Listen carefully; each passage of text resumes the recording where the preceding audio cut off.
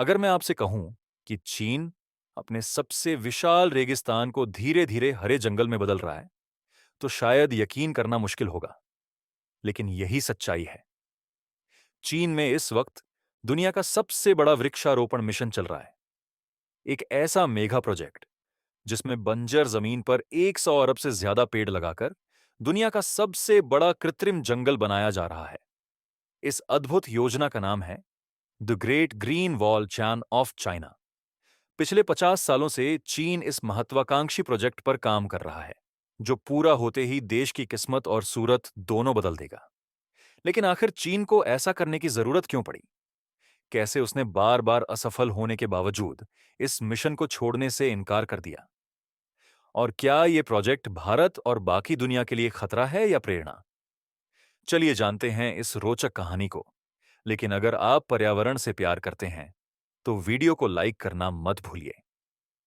साल 1970 के दशक में चीन एक बड़े पर्यावरणीय संकट से गुजर रहा था। देश के रेगिस्तान तेजी से फैल रहे थे, उपजाऊ जमीन को निगलते हुए। रेत के तूफान यानी सैंडस्टॉर्म्स अक्सर शहरी इलाकों तक पहुंचने लगे थे, जिससे आसमान धूल से ढक जाता था और तापमान भी लगातार बढ़ रहा था।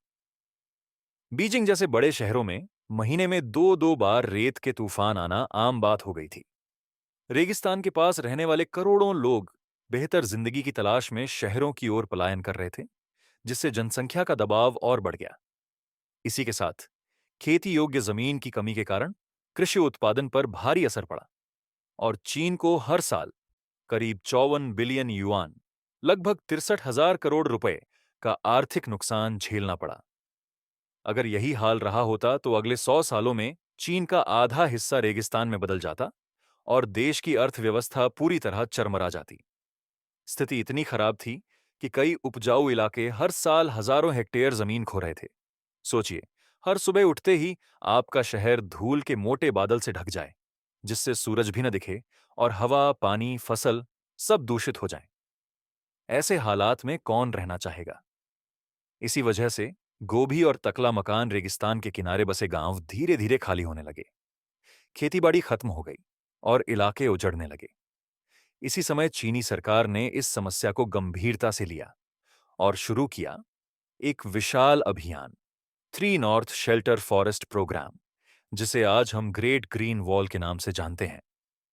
अब सवाल उठता है, आखिर ये योजना शुरू करने की जरूरत क्यों पड़ी? दरअसल 1950 के दशक में चीन में जब भारी इंडस्ट्रियलाइजेशन हुआ, तब फैक्ट्रियां बनाने के लिए लाखों पेड़ काटे गए। इस डिफॉरेस्टेशन के कारण रेगिस्तान की रेत को थामे रखने वाली जड़ें खत्म हो गईं और गोबी डेजर्ट बेकाबू होकर फैलने लगा।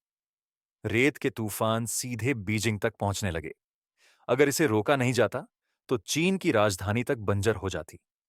इसी खतरे से बचने के लिए सरकार ने एक विशाल वृक्षारोपण योजना शुरू की, जिसमें गोबी डेजर्ट के किनारे 45,000 किलोमीटर लंबी ग्रीन वॉल तैयार करने की योजना बनी। इसका पैमाना समझना मुश्किल है। यह दूरी भारत के कश्मीर से कन्याकुमारी तक की लंबाई से भी 1,000 किलोमीटर ज्यादा है। कुछ हिस्सों में यह कृत्रिम जंगल 100 किलोमीटर चौड़ा है। इस प्रोजेक्ट की लागत करीब 56 बिलियन अमेरिकी डॉलर थी और इसे 1978 से 2050 तक, यानी 72 साल की लंबी अवधि में पूरा करने का लक्ष्य रखा गया। इसमें लगभग 100 अरब पेड़ लगाने का मिशन तय हुआ। एक ऐसा आंकड़ा जिसने पूरी दुनिया को चौंका दिया। लेकिन शुरुआत आसान नहीं थी। शुरू में चीन ने ऐसे पौधे लगाए जो कम पानी और ज्यादा गर्मी में जीवित रह सकें। मगर उन्होंने एक बड़ी गलती कर दी, मोनोकल्चर, यानी एक ही प्रकार के पेड़ लगाना। इससे जंगल कमजोर पड़ गया और 2000 तक करीब 1 अरब पेड़ बीमारियों से नष्ट हो गए। 2008 में बर्फबारी और तूफानों ने और नुकसान पहुंचाया। किसानों ने भी अपनी जरूरत के लिए कई पेड़ काट डाले। ऊपर से जिन पेड़ों को लगाया गया था, उन्हें उम्मीद से ज्यादा पानी चाहिए था, जिससे वे सूखने लगे और मिट्टी की गुणवत्ता और भी गिर गई।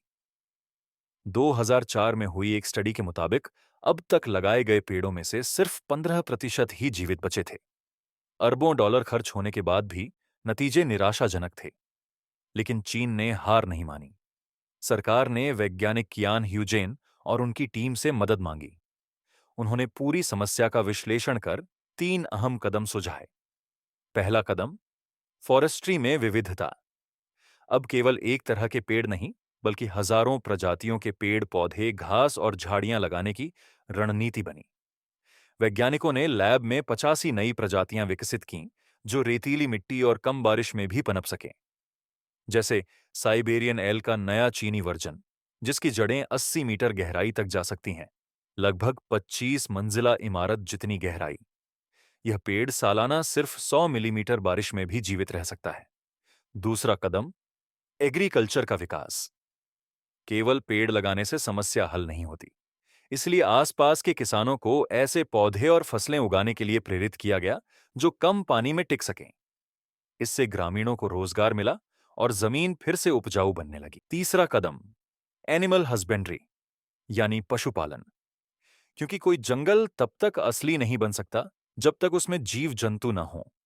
इसीलिए इन जंगलों में कीड़े, छोटे जानवर और खरगोश छोड़े गए, ताकि इकोसिस्टम पूरी तरह से संतुलित हो सके। धीरे धीरे इस क्षेत्र ने फिर से सांस लेना शुरू किया और चीन को इसका परिणाम दिखने लगा। आज चीन 100 अरब से ज्यादा पेड़ लगा चुका है। अगर इन सभी पेड़ों को एक कतार में रखा जाए तो यह पृथ्वी के 60 चक्कर पूरे कर लेंगे। गोबी डेजर्ट के पास 3000 किलोमीटर का आर्टिफिशियल फॉरेस्ट बन चुका है और संभावना है कि 2050 से पहले ही यह 4500 किलोमीटर का लक्ष्य हासिल कर लिया जाएगा। खासकर अब जब ऑटोमेटेड ट्री प्लांटिंग मशीनें इस मिशन का हिस्सा बन चुकी हैं। अब पूरी दुनिया चीन के इस ग्रेट ग्रीन वॉल प्रोजेक्ट की सराहना कर रही है। लेकिन सवाल उठता है, क्या भारत को इससे डरना चाहिए या सीखना चाहिए? भारत के लिए ये एक बड़ी सीख है। राजस्थान का थार रेगिस्तान धीरे धीरे फैल रहा है और बीकानेर, जोधपुर, जैसलमेर जैसे शहर खतरे में हैं। अगर हमने जल्द ठोस कदम नहीं उठाए तो आने वाले दशकों में हालात बिगड़ सकते हैं। हमें चीन की गलतियों से सीख लेकर बायोडायवर्सिटी पर ध्यान देना चाहिए, यानी अलग अलग प्रजातियों के पेड़, झाड़ियां और जीवों से संतुलित पारिस्थितिकी बनाना। दूसरी सीख है लॉन्ग टर्म विजन और निरंतर प्रयास। चीन ने 72 साल की योजना बनाई और कभी हार नहीं मानी, जबकि भारत में सरकारें बदलते ही प्रोजेक्ट्स ठप हो जाते हैं। तीसरी सीख है साइंटिफिक अप्रोच। चीन ने लैब में नई प्रजातियां विकसित की, मिट्टी को संशोधित किया और पशुपालन को जोड़ा। भारत को भी वैज्ञानिकों और पर्यावरण विशेषज्ञों को साथ लेकर काम करना चाहिए। और अब सबसे बड़ा सवाल, क्या चीन का यह कदम भारत के लिए खतरा है? सीधा जवाब है नहीं। लेकिन अगर हम पीछे रह गए तो ग्लोबल एनवायरनमेंट लीडरशिप में अपनी जगह खो सकते हैं, क्योंकि बात सिर्फ पर्यावरण बचाने की नहीं है, बल्कि आने वाली पीढ़ियों को जीने लायक हवा, मिट्टी और पानी देने की है। तो दोस्तों, क्या भारत को भी अपने थार रेगिस्तान को हरियाली में बदलने की शुरुआत करनी चाहिए? आपकी राय क्या है? हमें कमेंट में जरूर बताएं। अगर वीडियो अच्छा लगा हो तो लाइक करें, शेयर करें और चैनल को सब्सक्राइब करके बेल आइकन दबा दें। जय हिंद, जय भारत।